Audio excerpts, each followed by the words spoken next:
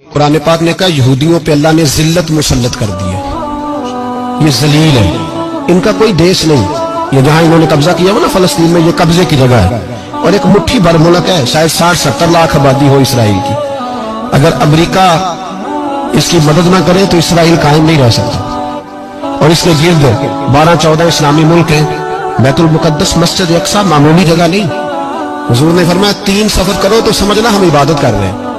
کون کون سے؟ فرمایا اگر بیت اللہ جاؤ تو عبادت سمجھ کے جانا، مسجد نبوی کی طرف جاؤ تو عبادت ہے، اور مسجد اقصیٰ کی طرف جاؤ تو یہ بھی عبادت ہے۔ اور فرمایا مسجد اقصیٰ میں جس نے ایک نماز پڑھی اسے 25,000 نمازوں کا ثواب ملے گا۔